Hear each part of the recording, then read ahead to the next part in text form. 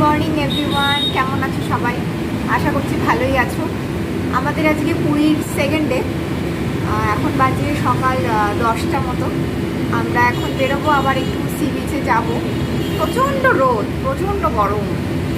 তো দেখি কতক্ষণ থাকতে পারি। ঋদ্ধিকে নিয়ে তো অতক্ষণ থাকা সম্ভবই না, খুব রোদ, প্রচণ্ড।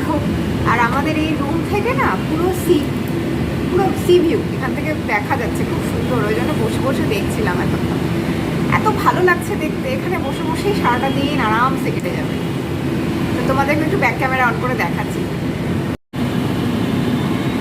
এই দেখো, এই রুম থেকে একদম সুন্দর সমুদ্র দেখা যাচ্ছে। সবাই স্নান করছে, ঝাপাঝাপি আনন্দ। কালকে আমরা বিকেলবেলায় একটু গিয়েছিলাম জগন্নাথ দেবের মন্দিরে। ওখানে গিয়ে না আমি ভিডিও করতে পারিনি, এত ভিড়, বাপরে বাপ। মানে আমার জীবনে দেখা এত ভিড় এখানে না আসলে আমি দেখতে পেতাম না। মানে লাখে লাখে লোক সমুদ্রের মতন চলে যাচ্ছে। সমুদ্র যেরকম আসে সেরকম লোক লাখে লাখে যাচ্ছে। মানে এর আগে এসেছিলাম, এত ভিড় আমি দেখিইনি। এবার এসে অনেক অভিজ্ঞতা হলো। মানে প্রচণ্ড, মানে অরাজকতাটা তো আছেই, পান্ডাদের অত্যাচারও তো আছেই। আর কি বলবো, এখানে এখন এলে, এখন জানি না এখন সারা বছরই এরকম হয় কি না। তো অনেকের মুখে শুনছি এখন নাকি প্রচণ্ড ভিড় হয়। আমি কালকে গিয়ে সত্যি সেটা মানে অভিজ্ঞতা হলো খুব। আর এই ছোটো বাচ্চা নিয়ে ওই ভিড়ের মধ্যে ঠেলাঠেলি করে ঢোকা অসম্ভব ব্যাপার। তো আমরা যে করে হোক একটা পান্ডা দিয়ে আমরা মন্দিরের ভেতরে ঢুকেছিলাম, কিন্তু মেন মন্দিরে আমরা ঢুকতে পারিনি।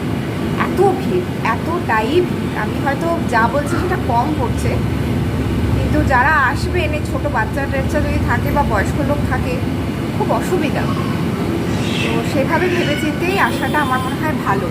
আর কোনো অফ সিজনে আমার মনে হয় এলে হয়তো এতটা ভিড় হবে না। এখন জানি না এত ভিড় কিসের জন্য। তবে আর একটা এক্সপিরিয়েন্স আমাদের হলো, সেটা হলো ওই পুরীতে ওই মন্দিরের চূড়ায় উঠে যেই ধ্বজাটা চেঞ্জ করে না, সেটা আমরা দেখতে পেরেছি কালকে। ওটা দেখে মানে একটা অভিজ্ঞতা, ওটাও ভালো হলো। ওটা দেখতে পেলাম, এটাই একটা সৌভাগ্য। মন্দিরে ঢুকতে পারলাম না, এটা তো খারাপ লাগছেই, কিন্তু ওইটা দেখে আমাদের সত্যি খুব মোটা পড়ে গেল। এখন মনে হচ্ছে না, আশাটা ভালোই হয়েছে, সার্থকও হয়েছে। তো চলো, এখন আমি একটু পরে বেরোবো। রীতিকে, ও রীতি উঠে বসে আছে, আমার বক বক শুনছে। উঠে পড়েছ? চলো, উঠে পড়েছে, চলো ওকে রেডি করি, আমার বাইরে গিয়ে দেখা হচ্ছে। চলো।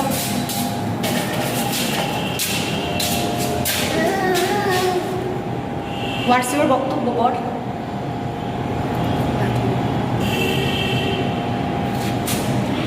Nothing else.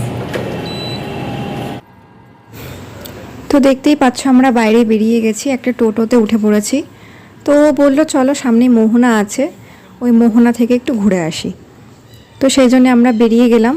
এত রোদ ছিল না, কি বলবো, মানে ভালোও লাগছিল না। তাও গেলাম, যে আমরা এসছি যখন 2 দিনের জন্য একটু দেখেই আসি। তো এই যে বেরিয়ে গেছি, পাশেই সমুদ্রটা দেখতে এত ভালো লাগছিল। এই জায়গাটা না একটু ফাঁকা ফাঁকা, ভালো লাগছিল এই দিকটায়। আর এই ডান পাশে ছিল অনেক হোটেল, সুন্দর সুন্দর হোটেল। তো ওই সবই দেখতে দেখতে আমরা চলে গেলাম। তো এই যে এখানে আমরা পৌঁছেও গেছি, এটা হচ্ছে মোহনা। তো এইটা হচ্ছে নদীটা। আর ওই যে দূরের দিকে, তারাও একটু জুম করি, এই যে ওই যে দূরে দেখতে পাচ্ছ সাদা সাদা ঢেউয়ের মতো, ওটা হচ্ছে সমুদ্রটা। তো এইটা একসাথে যখন হয়ে যায়, তো সেই জন্যই বলছে এটা মোহনা। এই রাস্তাটা খুব ইন্টারেস্টিং, একদম সোজা খাড়া রাস্তা আর বালি। এখানে পাহাড়ের মতো উঁচু রাস্তা, উঠতে পারছি না, এত বালি।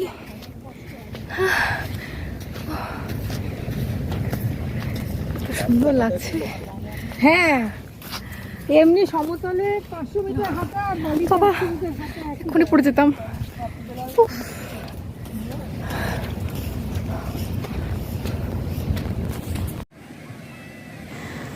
আমরা চলে এসেছি একদম হোটেলের সামনেই, বিচটায়। এখানটায় বসে আছি, একটা ওই ছাতা মতো করা আছে আর চেয়ার দেওয়া রয়েছে, এখানে আমরা বসেছি। নালে এত রোদ না, মানে মাথা খারাপ রোদ। তো ওই জন্য ওখানটায় আমরা বসে আছি। আর এই দেখছো এত ভিড়, এই দেখো আমাদেরও অবস্থা খারাপ।